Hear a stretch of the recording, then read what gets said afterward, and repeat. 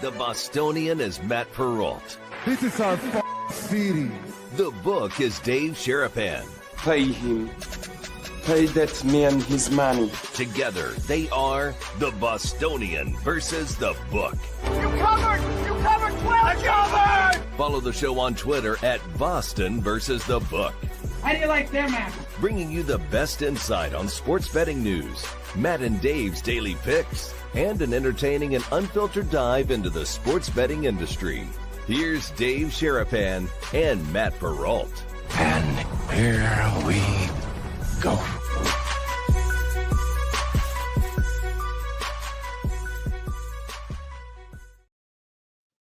What's up, Brigade? How are you? Happy Thursday. Welcome into another episode of the Bostonian versus the book. My name is Matt Perrault. You guys are watching us on YouTube live at Boston versus the book, and the same handle on Twitter X at Boston versus the book. Replayed on Sports Grid Television. We have an audio podcast available after the show, as well as clips to hit you on our socials. That intro will air one more time. It'll air, obviously, air today.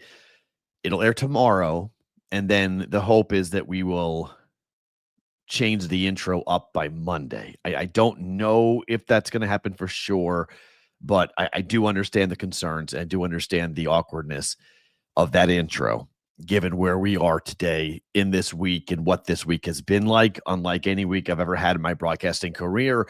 And once again, at the top, I will say thank you to everybody who has written, who has DM'd, who has called me, who has continued to call me, just like not allow me to not be connected to the world. I have tried to disconnect if I can from not everybody, but there are conversations that are hard to have, and there are conversations that are somewhat repetitive that it's hard to have it over and over again, and it's hard to tell the story over and over again. So I've sort of, if I sent you to voicemail, I apologize. I will do my best to get back to you and have a conversation with you at some point in the next couple of weeks about what's going on. So we made the announcement yesterday. A couple things here at the top. If you are looking for information about the funeral arrangements for Dave, the family made the announcement yesterday. It'll take place a week from Saturday, October the 4th and October the 5th. It's going to take place at the Palms Northwest Mortuary here in Las Vegas, and then the burial will take place on Monday. There will not be a BVB on Monday, okay? October the 6th, not this Monday, a week from this Monday. There will not be a BVB. So just FYI, no content really from me except for the Daily Juice will be the only thing you'll see from me. I'm not going to be teaching at UNLV that day, and we won't be hosting for BVB on that day. So if you are looking for that information, you can go back to the show, screenshot it. The address is there. For those of you who are asking about flying in and flying out, you can. I mean, it's possible that funeral home is probably a 20-minute Uber ride from the airport, maybe 25-minute from the airport. If you go on our Discord channel, I know there was, and I saw it, people were asking about carpooling and asking just about transportation. There are people who are going to be able to pick you up and bring you over. So, like, talk to your fellow brigade member. Saturday, Sunday, Monday. You can, come for all 3 days if you want. You can come for 1, 2, 3. It's up to you as to how much time you have. The family has really made big windows on Saturday and Sunday for visitation in order to get people to fit it into their schedule. Because, there are people coming from really far away.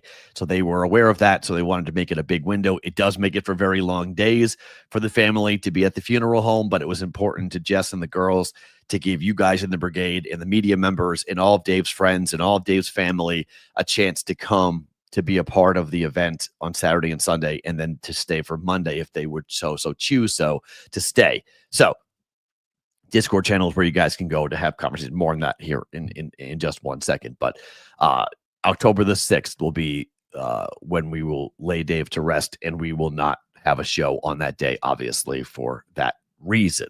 So tonight, if you're looking for a couple things going on tonight, Discord chat. Thursday night, tonight, 8 p.m. Eastern time, 5 p.m. Pacific time.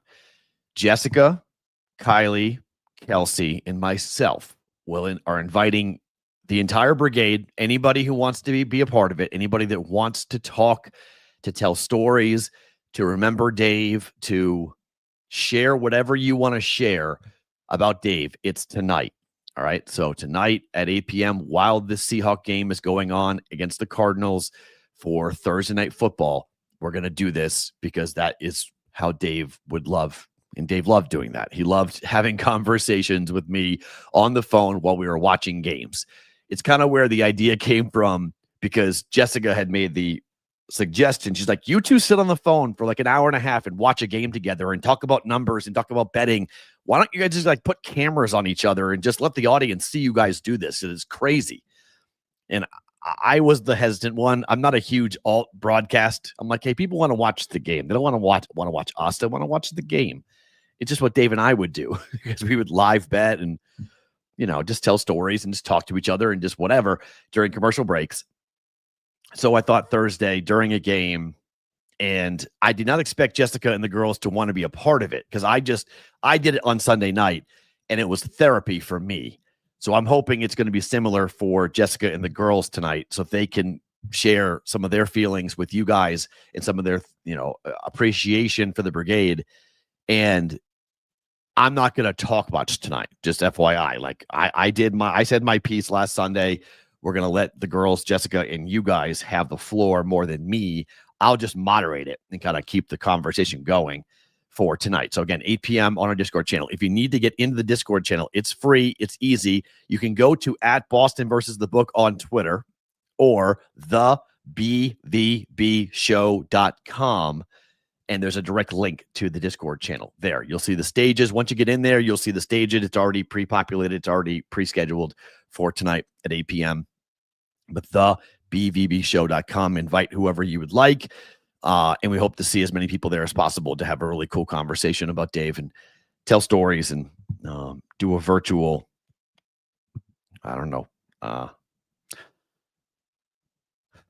connection to let you guys, to let everybody grieve in however ways we're all going to grieve to keep going forward. Always forward, never straight. So that's tonight. Tomorrow on the program, a reminder that we've got the BVB Bookmaker Roundtable leading off with Chris Andrews and a bunch of, I've talked to a bunch of bookmakers who want to be on this program tomorrow. So tomorrow's going to be kind of a different show.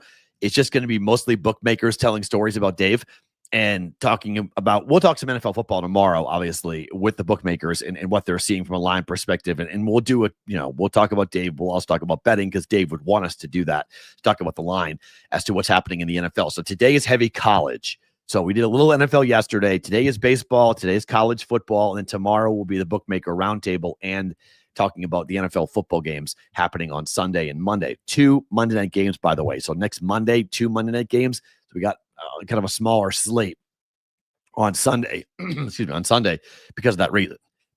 If you see me choking today or grabbing for water, I'm sick as a dog. Like I have the first cold of 2025 for me hit this morning. And I can thank my daughter because she was dealing with it yesterday. And we were like, oh, you have allergies. Well, no, it turned out to be a cold because I woke up and I was like, oh, goodness. So if my voice sounds deeper or strange or whatever, I apologize. We're fighting it today. So we're just going to have to kind of put our head down and run through this. So I'm going to combine 2 segments, what happened last night and the opening line. We're going to put it all together because, well, let's take one final look at Major League Baseball for the regular season because it ends on Sunday. And then we get going with the postseason coming up next week. Last night was wild.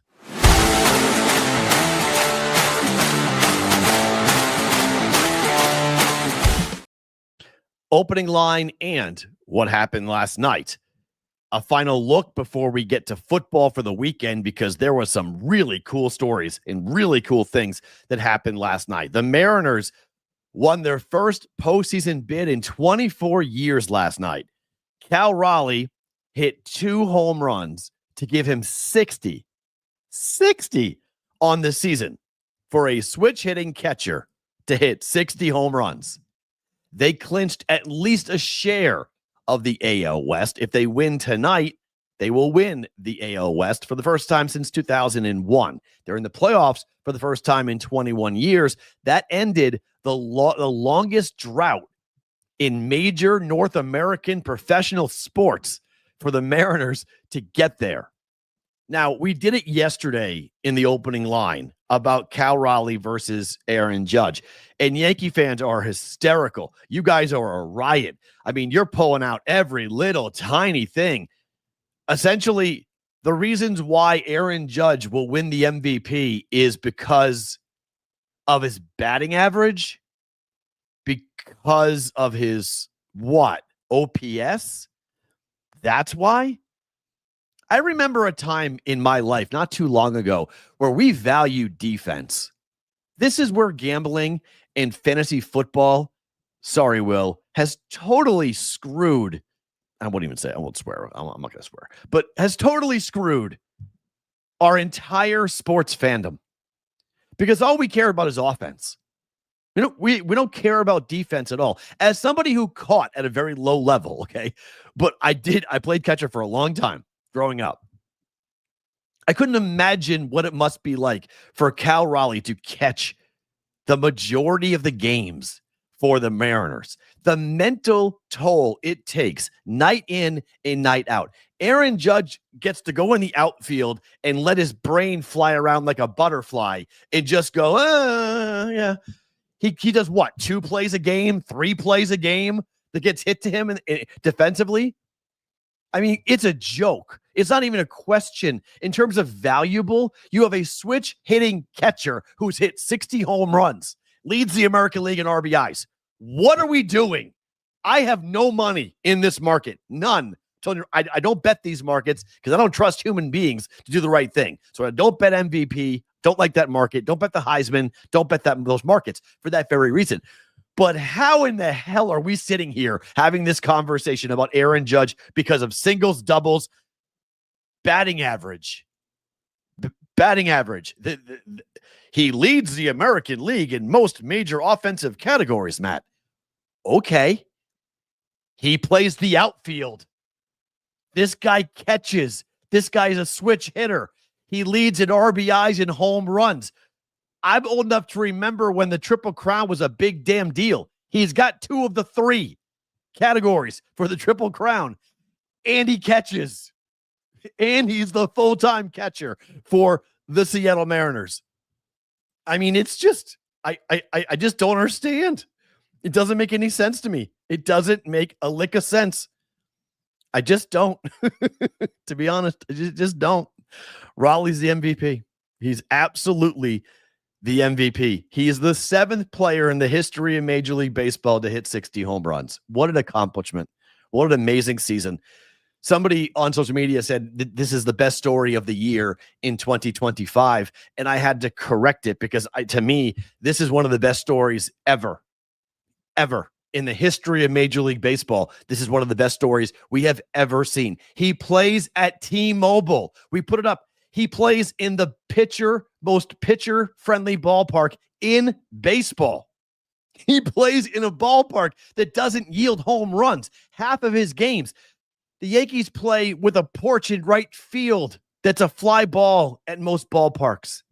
It's an out in most ballparks. At Yankee Stadium, it's a home run. I mean, it's incredible how different home games are for Cal Raleigh versus Aaron Judge. And Cal Raleigh has still hit 60 home runs. And Cal Raleigh has hit 2 home runs. I think it's against 10 teams this year he's had a multi-homer game against. Another multi-home run game last night. More on the 60 home run ball during my favorite thing about today, later in the program. Aaron Judge did hit 2 home runs last night. The Red Sox beat the Blue Jays. So now we have a real fun race. Like this is going to be, we're now scoreboard watching.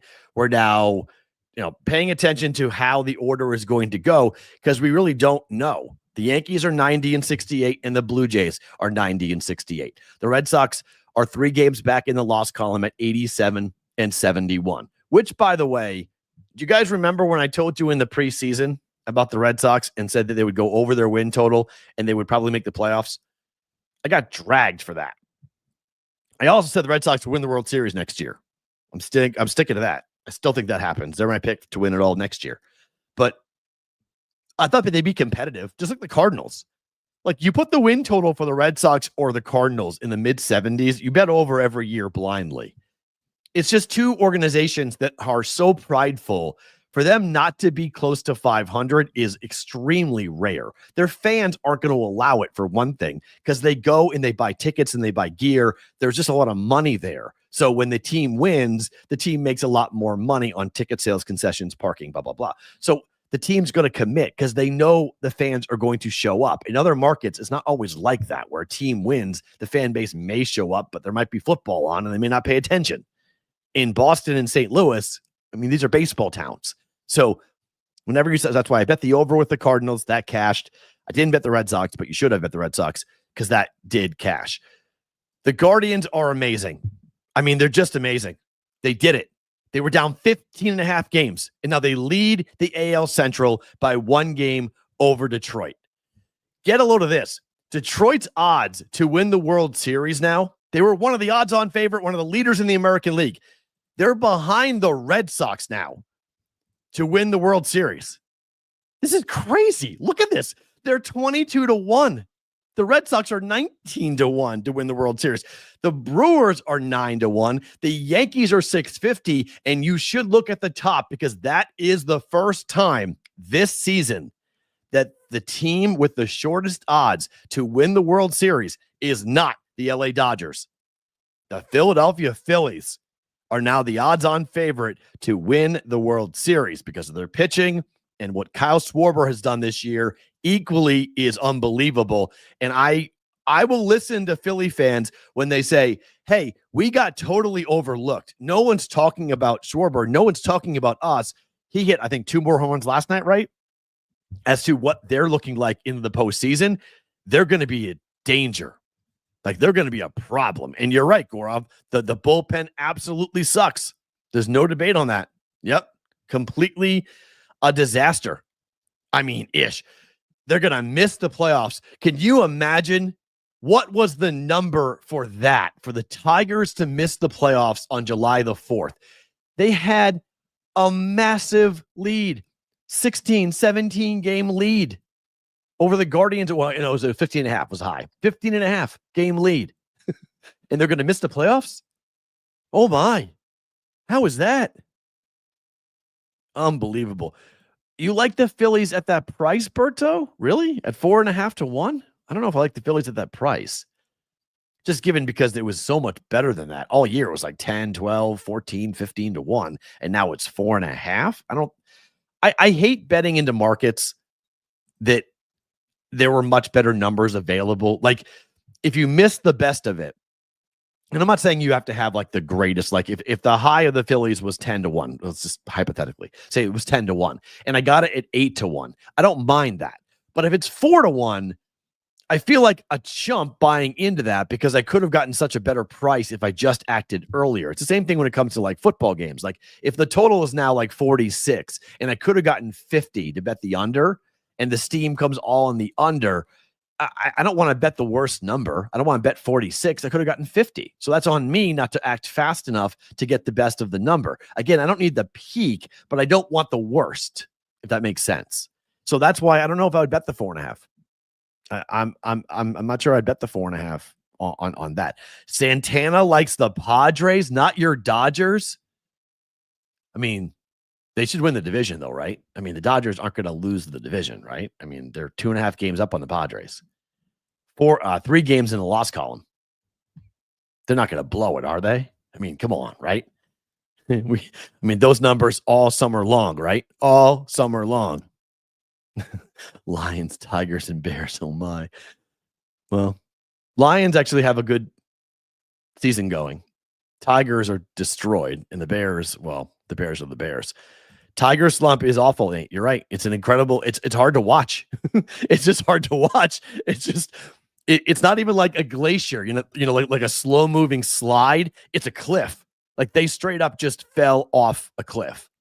If the playoffs began today, the Red Sox would face the Yankees and the Guardians would face the Tigers in the wild card round. That's pretty damn good. Now, the Tigers might miss the playoffs, so you guys are right there. But that's pretty good. Tigers and the Guardians, big rival. Red Sox and the Yankees, big rival. On the National League, on the other side, we have the Mets and the Reds and the Diamondbacks all losing yesterday. Like, fellas, the Reds lost to the Pirates. You could say, well, Matt, it was Paul Skeens. No, Paul Skeens was long gone when that team had the chance to win the game in the bottom of the 10th and the bottom of the 11th. And they blew it. And they blew it both times. They blew it from the Reds' perspective. The Mets got throttled. The Cubs killed them. And the Diamondbacks, I mean, you're taking on the Dodgers. It's tough. Dodgers magic numbers down to 1 to win their 12th division title in 13 seasons. That's domination. That's incredible. That's absolutely, stunning, to be quite honest, at how good the Dodgers have been. If the year ended today, the Dodgers would play the Mets and the Cubs would face the Padres. I wish we would invert that. I know we kind of can't, but I wish we could invert that. How much fun would it be if the Dodgers played the Padres and the Mets played the Cubs? That's what the American League has. So if we could have a National League the same way, where it's just blood hatred for a 3-game series, that would be awesome. But last year, the two teams with the first round buys, it didn't go well for them. We'll see what happens this year.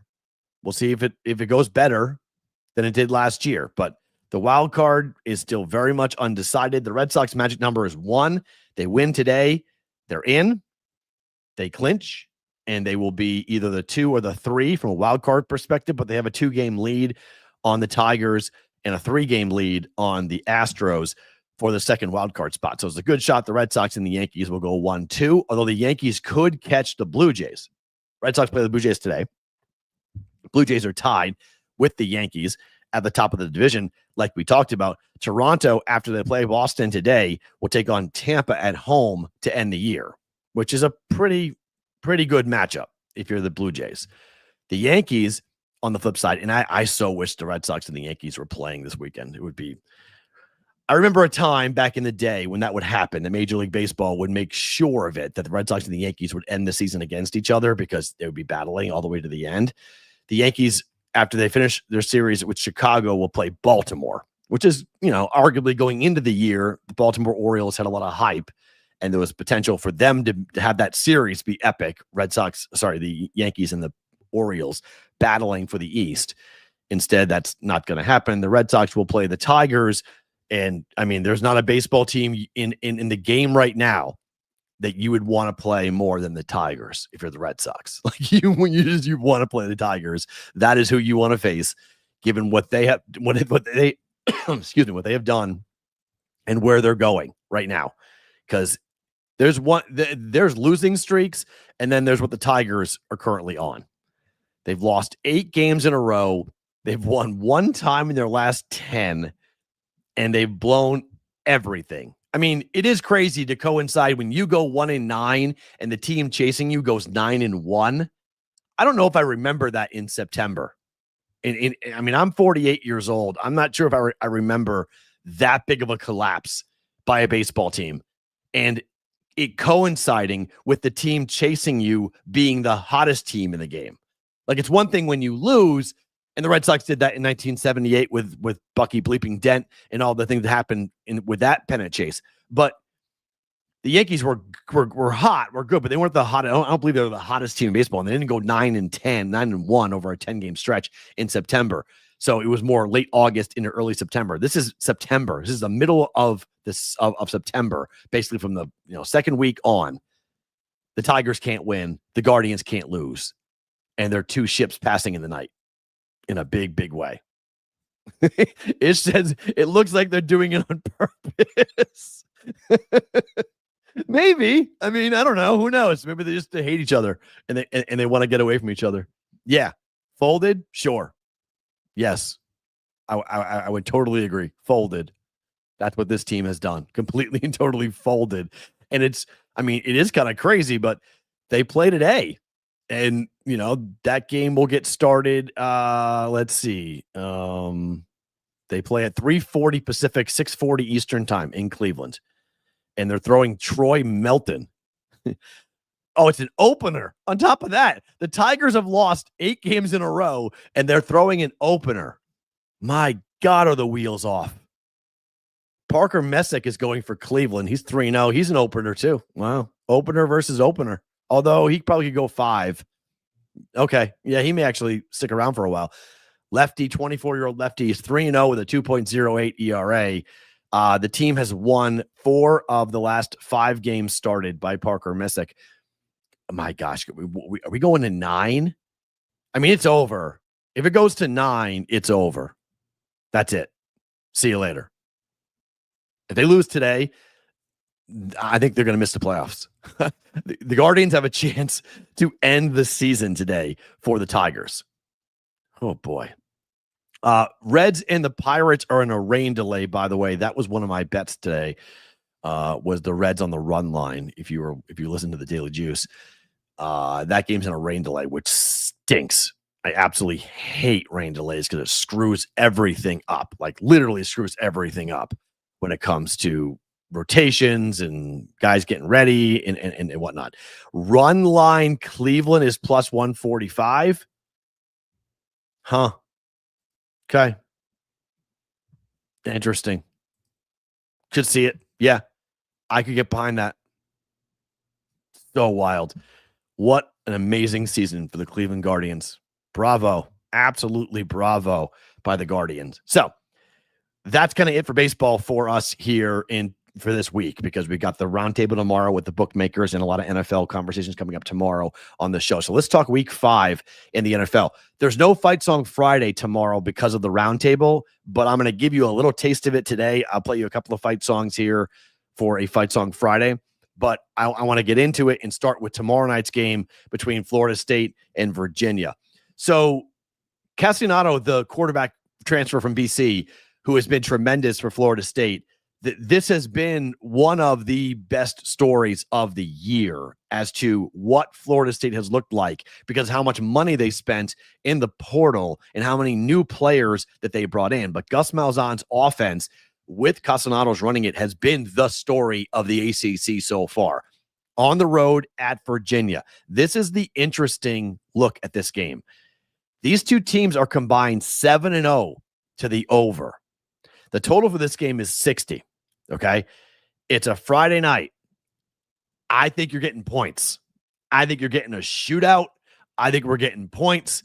Virginia just doesn't play defense. Like, this is just, unfortunately for Virginia, they don't play defense, and their offense has been pretty good. They're 3-1 so far on the year.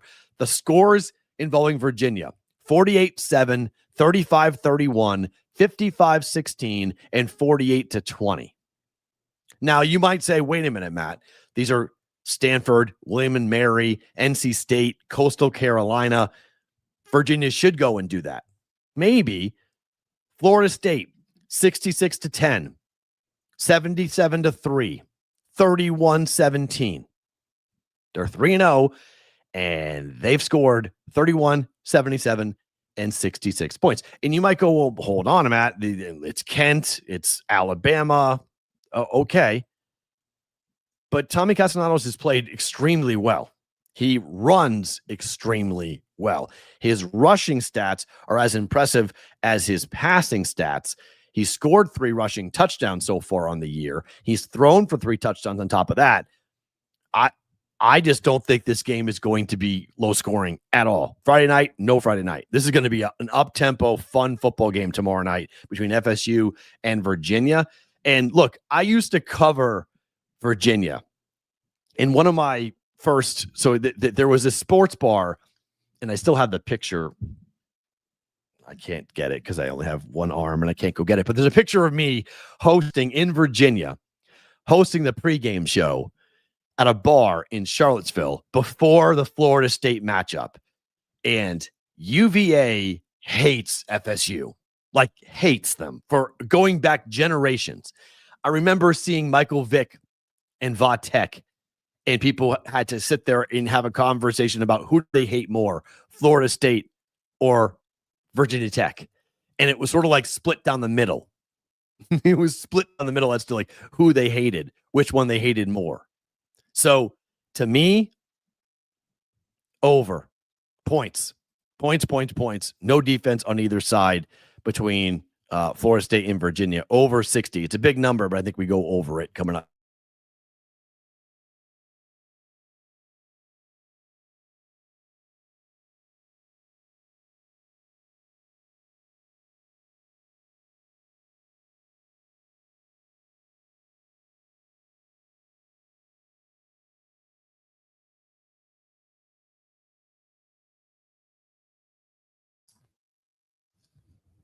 Oh, are we back? Sorry, that whole thing crashed. That wasn't just a freeze. That was a crash. Everything just went down on that. So hopefully, I don't know what's going on with StreamYard.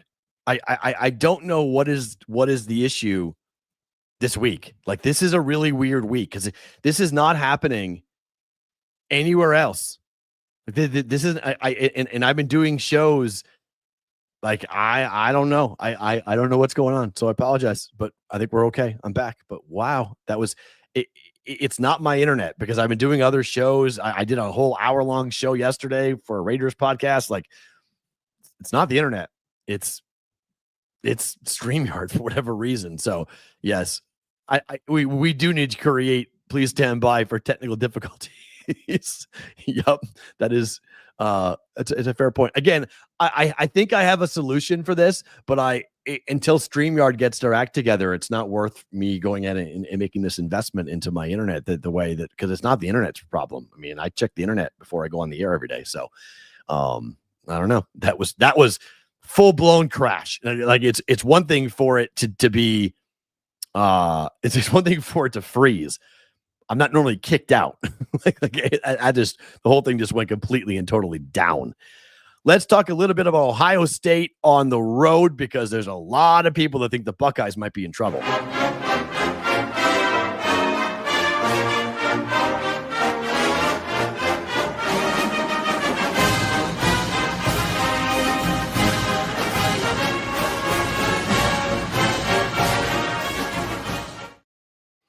Ohio State's on the road, the number one team in the country, taking on Washington. This number opened up at 14. We're down to 8.5. 8.5.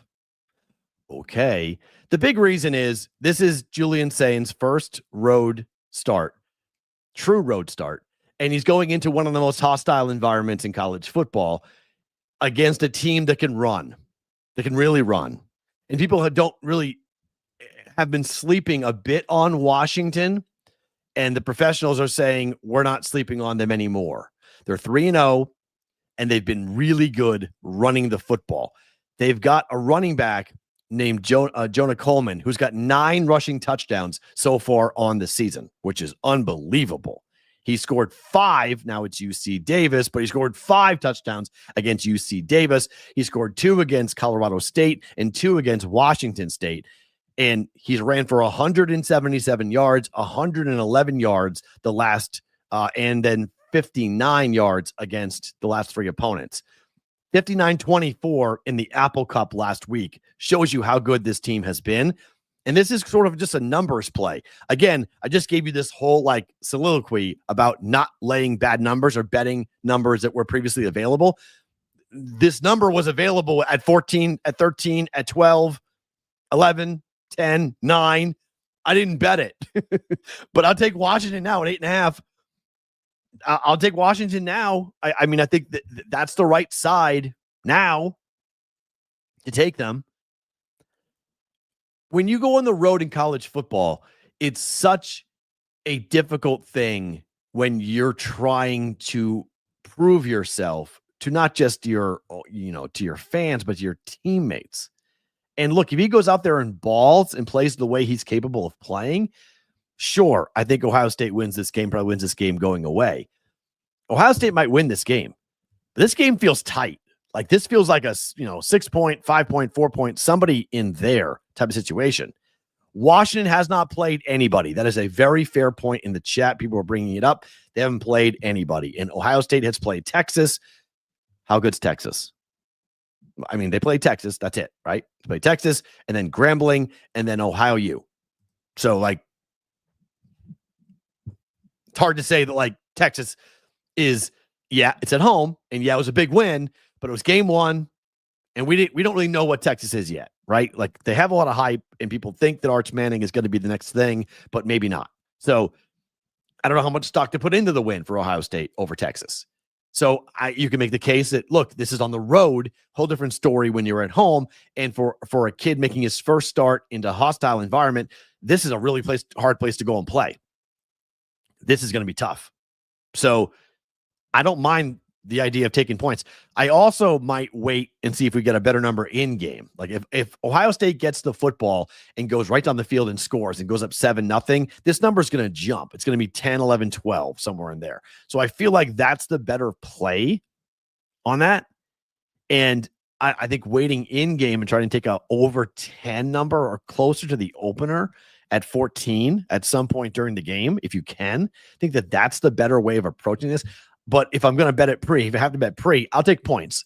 Home dogs, Buckeyes have to go into an environment in which, and if Sayan throws picks, turns the ball over. I mean, this is one of the best home field environments in college football. One of the most successful teams at home in the history of college football in Washington and recent history as well. So I would take the points. I wouldn't lay it. I would take the points. But people are saying that if you want Ohio State to wait, because all this number is going to do is come down between today and Saturday, it's a 3:30 Eastern time kick on top of that. So why is that relevant for Ohio State?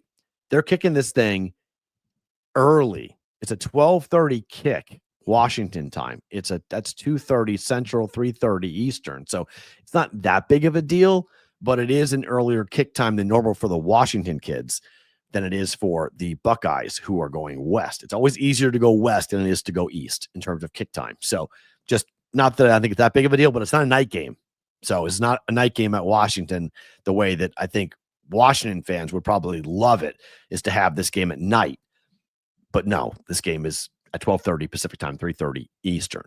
Speaking of night, the Dave Sherapan game of the week. Oregon at Penn State.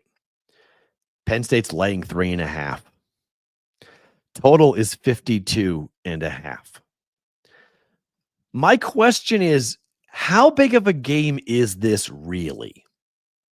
And what I mean by that is the loser of this game, is their year over?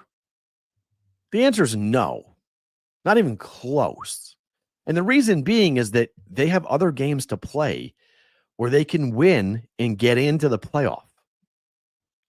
I mean, yes, this is a rematch of the Big Ten championship game in which Oregon was all over Penn State. And just, people, including me, are bringing it up saying, Dan Lanning was really good in that game.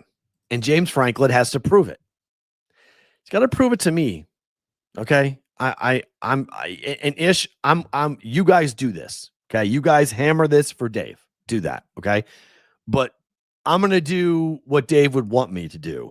And Dave would want me to bet against Penn State because I'm probably going to be wrong. So I'm taking the points. I'm taking 3.5 from Oregon. This is probably a 3-point win one way or the other, either side. It's at night. It's a whiteout.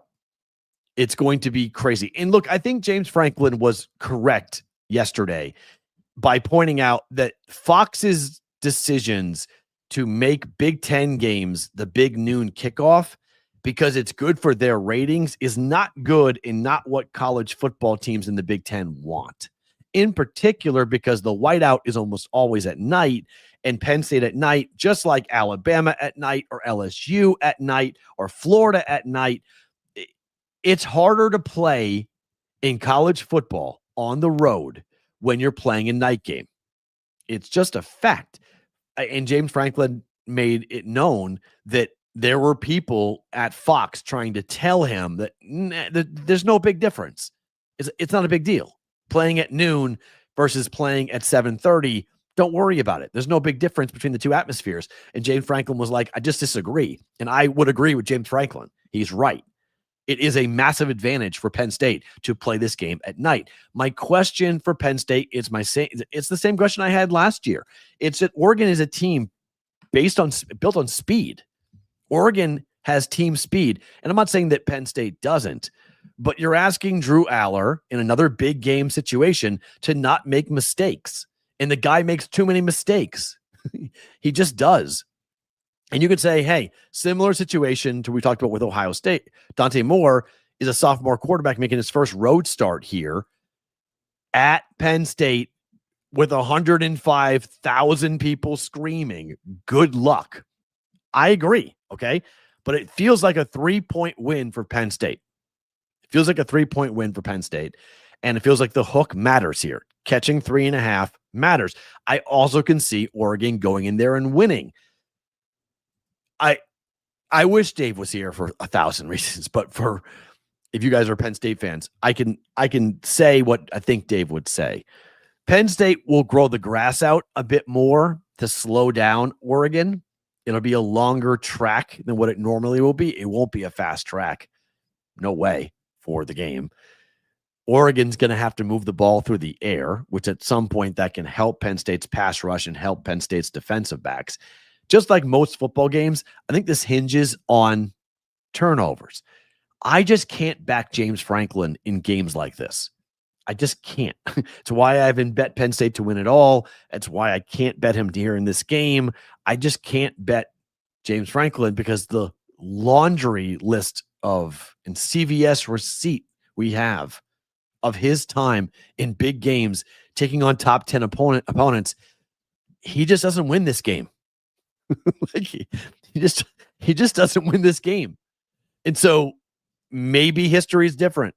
Okay. Maybe this is the year. Maybe this is Penn State's time to win the national championship. And selfishly, I'm kind of angry about that, to be quite honest.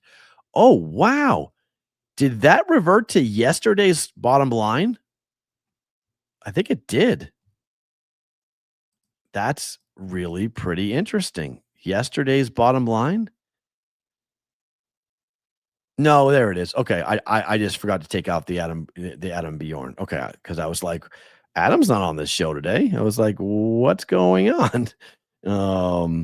Yeah, sorry about that. We didn't take that. Didn't take that off. Let me erase that here live on the air. So for you guys on that. So I apologize. Okay. I was like, what's that? To me, I'm taking the points. Oh, I forgot. Sorry. I was supposed to play this, right? Yeah. Sorry.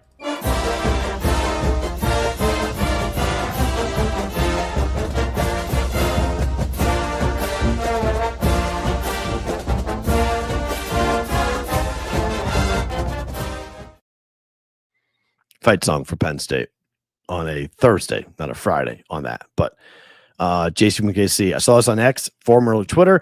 Penn State is 0-8 ATS since October of 23, coming off a 30-point win. I mean, there's a million stats like that on James Franklin. Like, it's just his ability to beat top 10 teams. It just, I'm not saying it's non-existent. It's just not consistent. he just doesn't. Yeah, Otto, it would be for Dave. Yes, 100%. But here's the thing. Dave would trade a loss here in this game for a national championship, which I think Penn State's got a shot. Once we get to the playoffs, let's see the path. Let's see how it goes. So a national championship, I used to talk to Dave about that, saying like Dave had seen, he wanted the Pirates to win a championship desperately. Like he just, obviously his connection to the Pirates because his fraternity brother runs the Pirates. And so he always was cheering so hard. He loves baseball on top of that. Dave with baseball synonymous, he loved it. So he really wanted that. But he's seen, multiple Steeler championships. He's seen the Penguins dominate. Penguins win multiple Stanley Cups. So like he saw a lot of this. Penn State's what he wanted. He really wanted Penn State to win it all. Like he really wanted Penn State to win it all. So a national championship when Dave's not here, while I think that would be incredible, a part of me would be pissed because it's like, man, like he would have been beside himself. He would be so excited for this game. He would be so psyched for this game, to watch this game. He loved whiteouts. He loved talking about whiteouts. He loved watching the whiteouts. We'll talk more about it tonight on the Discord chat, but like Dave and I and Jessica and the girls and everybody, we would all sit around and watch Penn State. We'd put the picks in for the Brigade proxy service, and we'd be all sitting around watching the games, and we'd be watching a lot of Penn State games. I mean, can't tell you how many Penn State games I watched with Dave over the years. And like, it was always like, what if Penn State would ever win the national championship? So this could be the year, but it would be really bittersweet if that ends up being the case. LSU's on the road.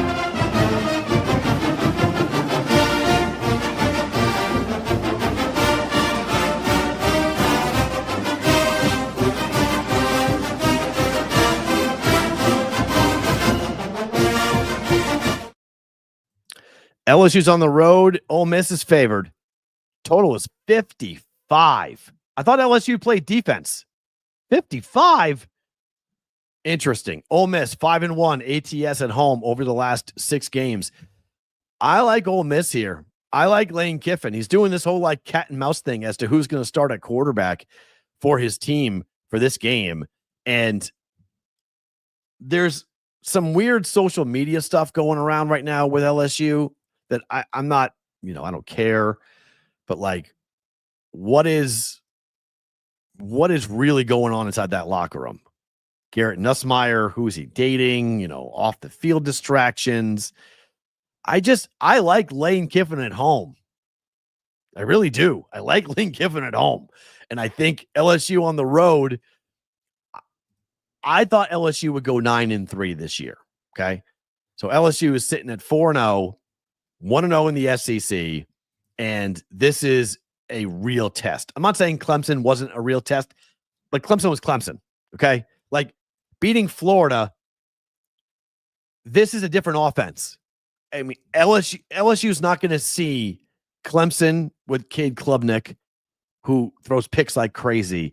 And same thing for DJ Lagway, who threw 5 picks in a 20-10 loss, or win rather, for LSU, in which their offense did basically nothing.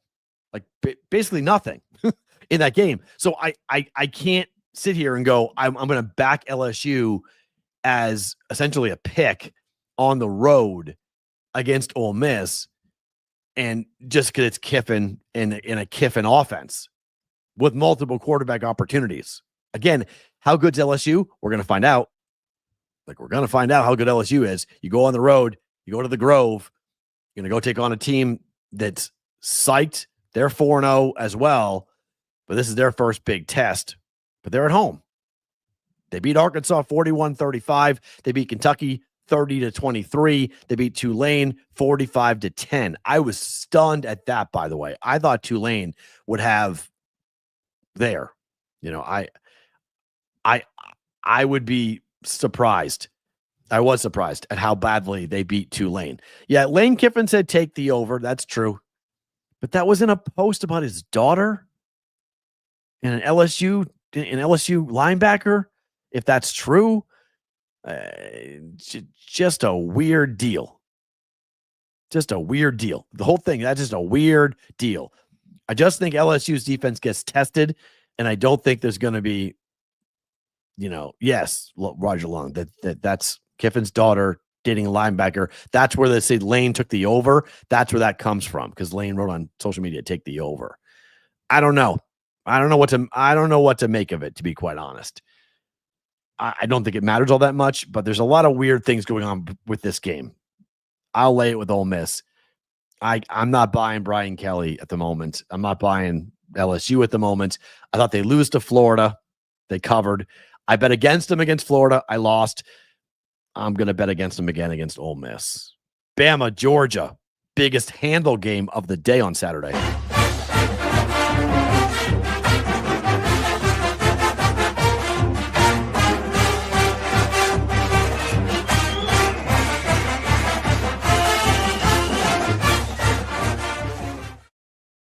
Number 17, Alabama at Georgia. The number's 3. 3. I'm a little confused by this. The last time Georgia lost a home game was in 2019. 2019. They lost in double overtime to South Carolina. Kirby Smart's at home, and it's Kellen DeBoer. What am I missing? Like, what am I missing on this? This is Georgia all day long. This is Georgia alt numbers in my mind. I mean, I think you can lay 6 on this. Look, Alabama's quarterback, Ty Simpson's playing really well. And I understand that you could say he's got 9 touchdown tosses and Georgia's not been Georgia. But Georgia just went to Tennessee and won the game 44-41. It was a crazy game. I was on Tennessee. How good is this Georgia defense? Not as good as it's been in the past. Beating Wisconsin 38-14 means nothing to me. Like, means nothing. Bama on the road last year under Kellen DeBoer sucked. And now they go on the road week 1 to Florida State. What happened? They sucked. So now you're telling me I'm supposed to back Alabama on the road with Kellen DeBoer? Get out of here. Like, just get out of here. No, thank you. I want no part of Alabama on the road with Kellen DeBoer, with Kirby Smart. Like, Wisconsin, that win carries no weight, 0 weight for me. Wisconsin's an absolute dumpster fire. Luke Fickell, someone in the chat saying Luke Fickell's out after this year. Yes, I do think that's possible. 100%. Oh, my. Big sis Lisa. Hello, Matt. Our first time writing to you since the passing of Dave. You truly have a place in my heart. Thank you. Good to see you. Thank you for being in here.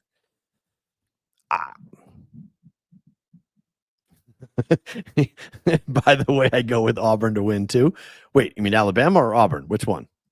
Who's Auburn playing this week? Auburn's playing A&M on the road. Ooh. I bet against Auburn last week and got real lucky, so I'm not going to tempt the gambling gods on that. But Auburn to beat Texas A&M, okay, I like that. I can get behind that. Sure, I can get behind that. They lost last week at Oklahoma. Amazing cover. What a cover. How about that safety at the end? That was beautiful. That was a gift from the gods to jump in with that. So, to recap, I like the over tomorrow night for Florida State in Virginia. I don't know what I'm doing exactly. I'm probably taking Washington plus 8.5. If I had to take it with Washington hosting Ohio State, I would just follow the steam with that. But I hate betting that number because there was a much better number available. I like Oregon plus 3.5 against Penn State. That's, Dave would be happy about that. He would want me to be on Oregon. LSU, Ole Miss. I'll take Ole Miss at home, laying 1.5 against LSU. I'm not trusting Brian Kelly at Ole Miss with the Grove and Georgia minus 3. That's a number play. Just give me Georgia. Again, last home loss for Georgia was back in 2019. We have a big game tonight in the AFC West. Let's make some bets.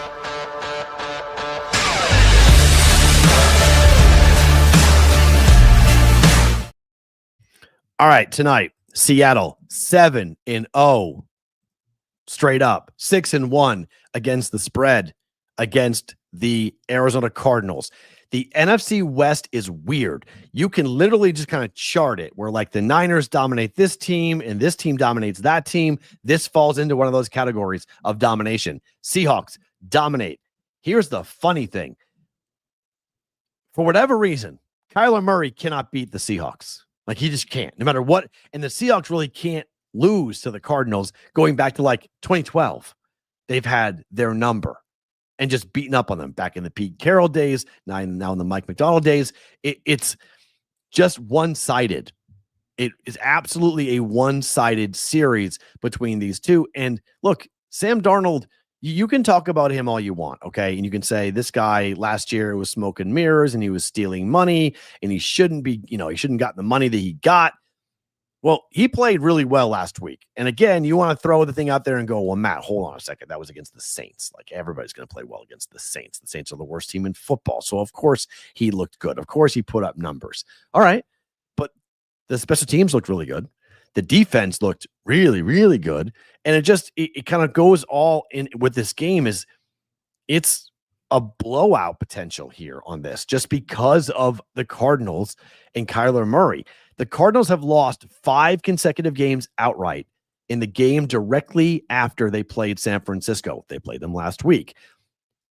It's 4-18 since 2012. 4-18 in the week following playing up against the Niners. And this is a short week after the Niners. Kyler Murray is 2-6 straight up after quarterbacking the Cardinals in a game following their matchup with the 49ers. I mean, that's crazy. They just don't do well. So the other bet to make, I'm going to lay the 1 point. Seattle wins. I like the Seahawks to win the game here today. I'm excited to watch this game and see how it plays out. But I think there's also a prop angle to jump in.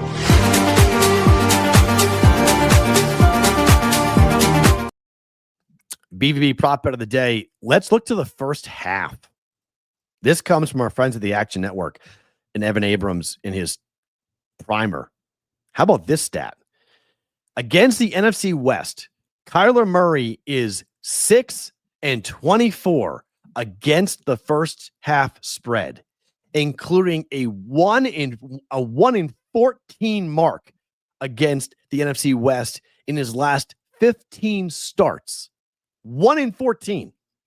Of the 245 quarterbacks that have played in the NFL since 2005, Kyler Murray's 6-24 record in the first half against the number is the worst for any quarterback in the NFL over the last 20 years. Tony Romo is the second worst quarterback with a 17-31 mark in the first half against the number. That's unbelievable. Like, that is a crazy, crazy stat. 1 in 14. Take it. It was plus money last night. Seahawks laying a half a point at plus 105 in the first half tonight. Seahawks for the game tonight. Yes, Trey McBride over receiving yards. He has a 20% target share for Trey McBride-ish. Yes, I do think you're going to see that a ton for him to go and be targeted. James Conner being out 100% makes them more of a passing team, which I don't think that's a good thing for Kyler Murray and a good thing for this offense up against Seattle's defense. But yes, Conner getting carted off the field last week, not great. It's a Thursday night game, so I could see the under and go take the under. But here's the problem with the under for this. The numbers don't really back it up. When Kyler Murray is on the road, the under is hitting at a 68% clip, second best mark since 2003. However, at home, the over is 26-18.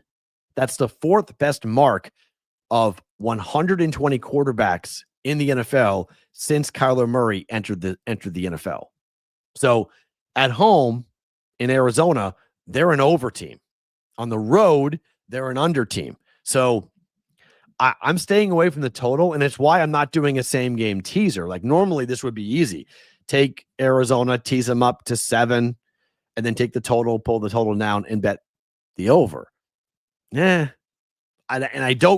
not confident at all going the other way, teasing it up and taking the under. So rather than doing that, I'm just saying, hey, let's just take Seattle -1 for the game, and then it is technically a prop bet because it's not a side or a total. So any other bet that's not side or total is technically a prop bet. So that's why this Seattle first half is considered a prop bet. But I think first half Seattle, just go ahead and keep that misery going for Kyler Murray and make it easy on that. So if you guys are watching live on the YouTube channel or on Twitter X, don't move. We'll have more coming up here with bonus time. If you are watching on Sports Grid on the replay, if you did not join us tonight on the Discord channel chat, 8 p.m. Pacific time, 8 p.m. Eastern time, 5 p.m. Pacific, There will be a tape recording of this. I know SoCal DGen is going to tape it, so you can go to our Discord channel by going to thebvbshow.com, and you guys should be able to get access to the audio if you did miss it. So that's going to happen later on tonight live, but also there'll be a chance to relive it and listen to it on our Discord channel after we are done. If you guys are live, though, don't move. Bonus time starts now.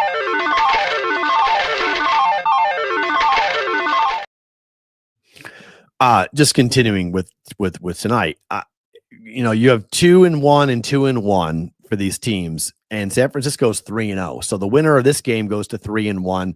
San Francisco could get Brock Purdy back coming up here for tonight. As someone who holds a ticket for the Niners to win, okay, Jimmy Football's asking for a teaser for Sunday. Okay, hold on a second. I'll give you one in a second. I just think this is, I'm not sure who I want to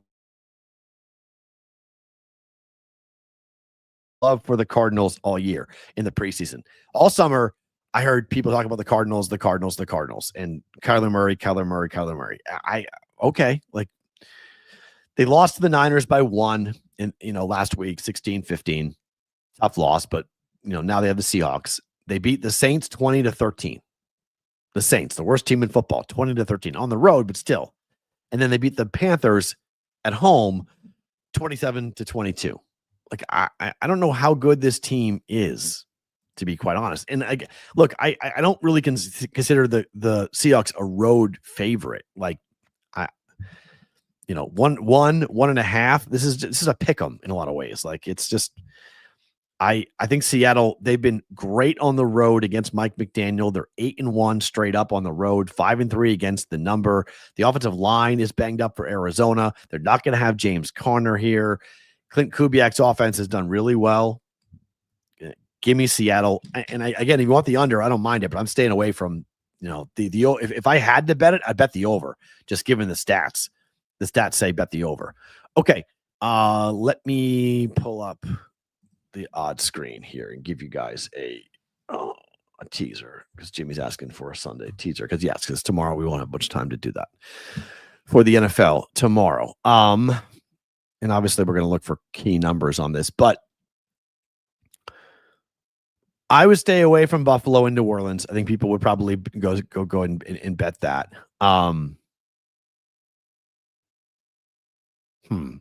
Tampa at home. That's interesting. So you could give Tampa 9.5 points. Don't mind that. If you get that to 10, maybe you do a 7-point teaser and you tease that to 10. I can't see Tampa Bay at home losing that badly, but there may be some better options. Where's that Colt number currently at? 3.5. Well, what I would do is this. I mean, I would take the Raiders and make it 7.5 against Chicago. I would pull that up there. And then I would pull the Packers down from 6.5 down to 0.5 point. And the Packers just have to win. I'm not positive they do, by the way, though. So I'm just looking at numbers here, like where you can get value. So that's one way of playing it. But Dallas might win that game. You guys, everyone's gonna say I'm crazy, but Dallas might win that game. Yeah, I like the ish. Good point. Where's that Chargers number currently at? That's I skipped over that game. Good job out of you. I like that. Yeah, take the Chargers down to a pick. Yep. There's yes, 100%. And then you know what? Take Houston down to -1. There's your teaser. Houston -1. Chargers pick. Yeah, that's it. Houston at home against Tennessee. Like, if they lose that game, there's going to be jobs on the line. Like, that's a really bad. It's a really bad loss. I think the Vikings are going to beat the Steelers handily. I don't like betting that game. I normally don't bet that international game. We talked about it yesterday with Adam Bjorn from Bet Chris Arizona. 100%. I like the Vikings. I like the Vikings in Ireland. I think the Steelers were lucky to win that game last week against the Patriots. 5 turnovers. That's not going to happen against the Vikings. I very much like the Vikings there. So I wouldn't touch the Steelers. I mean, you might be able to tease them up, but the Steelers might be in for it. It's technically a second straight game on the road at New England and then overseas. So even worse, the travel to get over to Ireland. So I think you're going to have a banged up Steelers team, tired Steelers team, and a Vikings team that just dismantled at home the Bengals last week. So Steelers defense will wake up. Why? If they didn't turn the ball over last week against the Patriots, they'd probably give up 40. They took the ball away at the goal line twice. So why are they going to wake up all of a sudden? Why? Look, I don't see it. I just don't see it.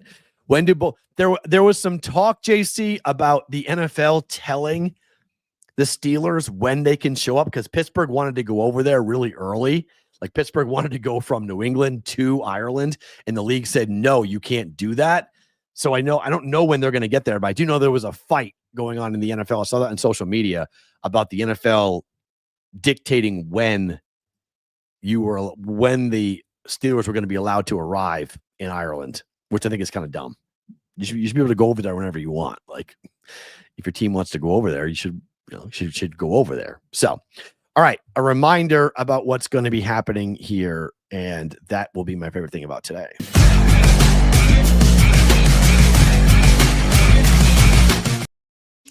So we tonight we'll all get together on our Discord channel. Everybody in the brigade, anybody and everybody, but brigade in particular, you guys are invited to tonight to go to our Discord channel and be a part of a conversation at 8 p.m. Eastern time, 5 p.m. Pacific time.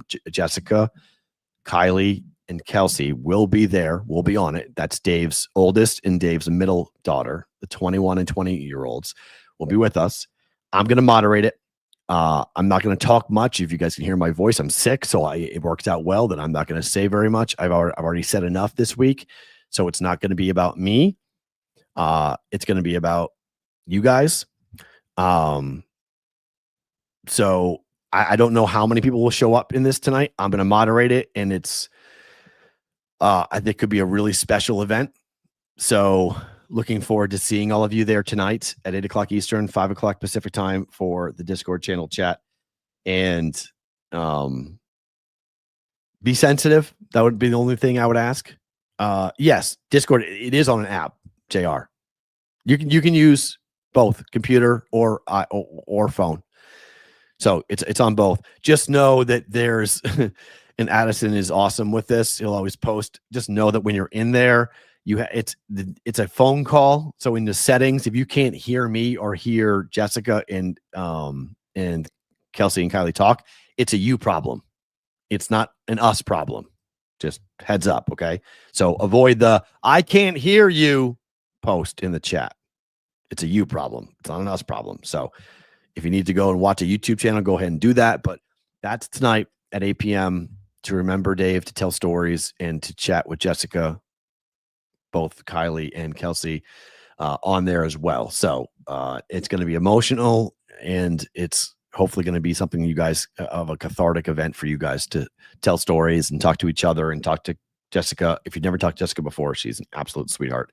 So that's tonight, 8 o'clock on our Discord channel. And again, to get into it, it's free and simple. TheBVBShow.com at the top, right on the front page of the website. You'll see the link that will take you to our Discord channel. And then there's a stages that's been scheduled for tonight at 8 p.m. Eastern time. So I will talk to you guys later on tonight for that. Look to see you all there for a chat to remember our dear friend, the consig, the one Mr. Dave Sherapan. Talk to you later tonight, and then tomorrow for the BVB Roundtable, the Bookie Roundtable. Bookmakers from Vegas and around the globe will join us tomorrow to remember Dave on a very special show tomorrow as well at 1 p.m. Eastern time. Hope to see you there for tonight and tomorrow for episodes. And it's not BVB tonight, but it is BVB tomorrow for a Friday, not a fight song Friday, but a Friday episode of the Bostonian versus the Book.